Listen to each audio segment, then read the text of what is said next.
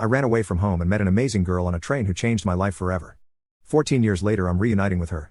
When I was 15 years old, I ran away from home because I was pissed off at my parents for grounding me. I didn't have a lot of money, so I decided to hop onto a train and ride it as far as it would go.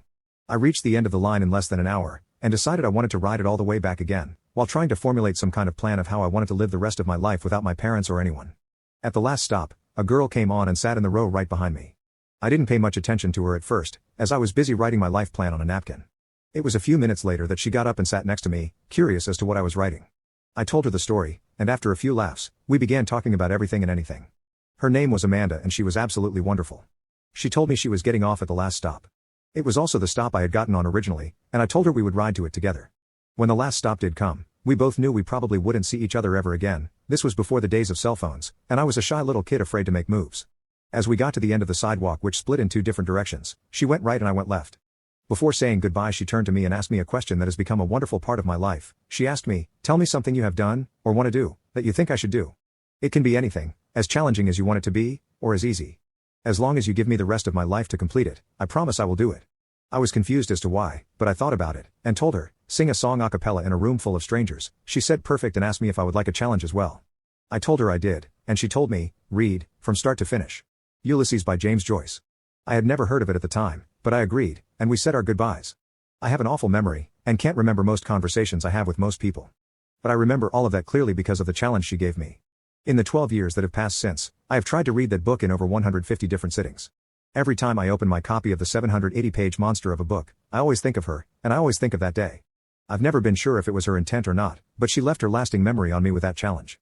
Soon, I learned what she did was a completely wonderful and amazing thing for me. So I decided to keep it going. I've met a lot of strangers in my life, some that have become friends, and some, due to living in different time zones and whatnot, didn't. I don't want to just have experiences and then let them go. I want to remember these meetings, and embrace the fact that they happened. So whenever I leave someone who has left an amazing impact on my life, I always make sure to add them to my Ulysses bucket list. I ask them to give me a challenge, as difficult or as easy as they want it to be, and regardless of the fact that they have done it or not, simply something their heart has wanted to do.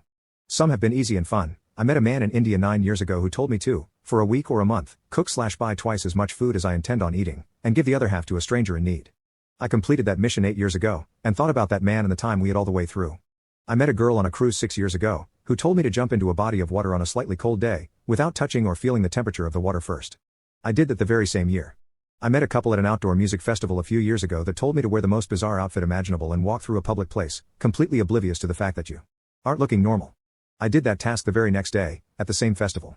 Some have been difficult, to say the least. 3 guys I met in Amsterdam and smoked all night with, told me to go to a mall and give 10 strangers 10 presents. That one took a lot of courage, but I did it a year or so after I met them. It was nerve-wracking, but at the same time exhilarating leaving my comfort zone. A girl I met on a plane told me to skydive. I'm still in the process of getting that done. There are many others that each brought joy to my life. There are still many tasks I have yet to accomplish, and every time I think of these tasks, I think of the people that gave them to me. It amazes me how well I remember all these people, while I can't remember so many aspects of even yesterday.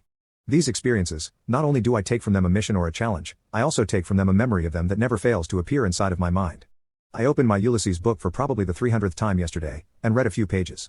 I'm in the final 30 pages of the book, also known as the most dreaded of the read. In the last 40 pages or so, James Joyce doesn't use a single punctuation mark, no periods, no commas, no nothing, a straight 50-page run-on sentence. I never saw Amanda after that day, nor do I know if she ever did get a chance to sing a song to a room full of strangers. But what I do know is that she gave me a gift that has never once stopped giving. So wherever you may be, thank you for giving me the Ulysses bucket list, and I swear I'll finish it one day. Never did I think there was the slightest chance I would actually get to talk to her again, but that's exactly what happened.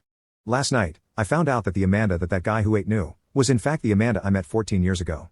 I sent her an email reminding her of our meeting years ago, and she replied to it. We've been talking a lot and we're going to meet again very soon.